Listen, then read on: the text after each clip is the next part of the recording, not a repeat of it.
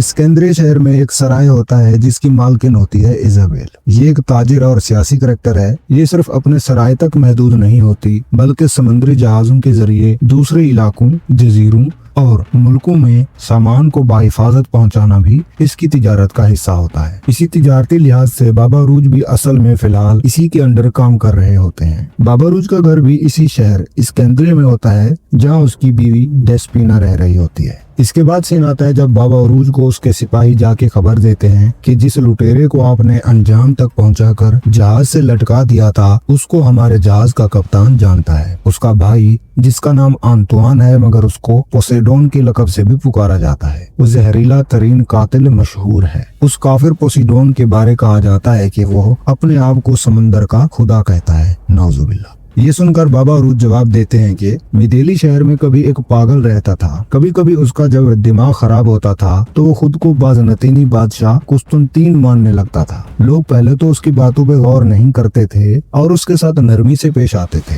لیکن جب وہ خود کو بادشاہ منوانے کی ضد کرنے لگتا تھا تو لوگ اس کو تب تک پیٹتے تھے جب تک اس کی بادشاہی نکل نہیں جاتی تھی۔ ایسے ہی جب پوسیڈون کا اگر ہم سے کبھی ٹکراؤ ہوا تو امید ہے کہ اس کی سوچ بدل ہی جائے گی، اگر نہ بدلی تو ہم بھی اس کی تب تک پٹائی کریں گے جب تک معاملہ حل نہیں ہو جائے گا۔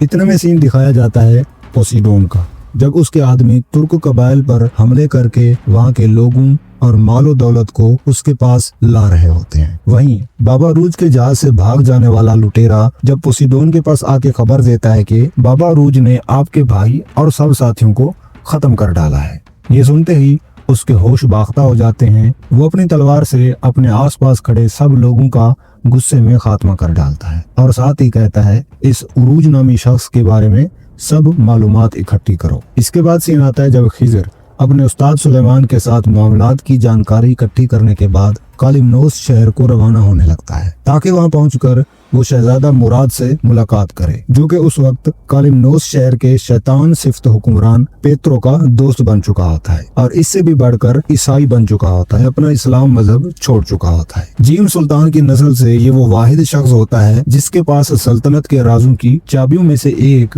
گم شدہ چابی ہو سکتی ہے۔ امیر کورکت کے حکم کی تعمیل کرتے ہوئے جب خضر کالمنوس کو روانہ ہونے لگتا ہے تو استاد سلیمان پریشان سے ہو جاتے ہیں۔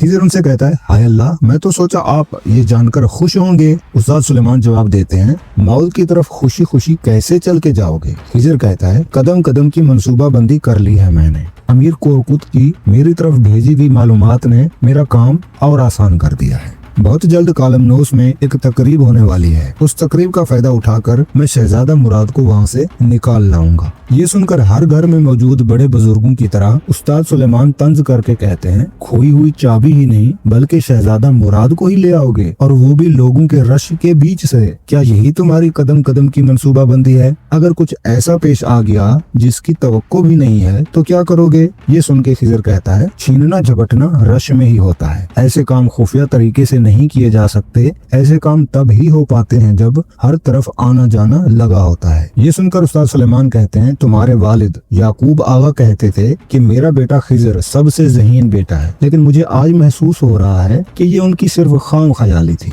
خضر کہتا ہے، جنگل بغیر پیڑ پودوں کے اور سمندر بغیر پاگلوں کے نہیں ہوتا۔ یہ کہہ کے خضر الوداع کہنے لگتا ہے تو سلیمان استاد کہتے ہیں، کالمنوس پہنچ کر پیترو سے جتنا ہو سکے ہوشیار رہنا، وہ پورا کا پورا ایک شیطان ہے۔ پھر سین آتا ہے جب زینب شفا خانے میں داخل ہوتی ہے اور آ کے کئی دنوں سے بیمار پڑے ایک بچے کو دیکھتی ہے جس کی طبیعت اب ہر گزرتے لمحے کے ساتھ بگڑتی جا رہی ہوتی ہے۔ زینب اپنی ساتھی لڑکی ادلینا سے کہتی ہے، اس کا علاج صرف دو جگہ ہی مل سکتا ہے، یا تو کئی دنوں کا سفر کر کے سکلیا جانا پڑے گا یا پھر کالمنوس میں سنجانی جنگجوؤں کے ہسپتال میں۔ شاید ہمیں کالمنوس ہی جانا پڑے گا کیونکہ 7 دنوں سے زیادہ ایک لمحہ بھی اس بچے کی جان لے جا سکتا ہے۔ وہاں جیوانی نام کے ایک ماہر حکیم کو میں جانتی ہوں، کیا معلوم وہ ہماری مدد کر دے۔ کالمنوس جانے کا سن کے ادلینا گھبرا جاتی ہے کہ اس فساد بھرے خطرناک ترین شہر میں بھلا کون ہماری مدد کرے گا۔ अगली सुबह खिजर अपने भाई इसहाक बे की छोटी कश्ती लेके कालिम नोस रवाना हो जाता है। साथ ही दूसरा सीन दिखाया जाता है जब जैनब भी अदलेना के हमराह मुसाफिरों वाले बड़े बहरी जहाज पर सवार होके कालिम नोस के सफर को रवां दवां होती है। यहाँ पे जैनब के साथ क्या दुर्घटना घटने वाली है, अगले एपिसोड का स्टार्ट यहीं से करेंगे और साथ ही खतरनाक तरीन करैक्टर पैत्रो से भी वाकिफ होंगे। मिलते हैं अगले एपिसोड में, तब तक अल्लाह हाफिज।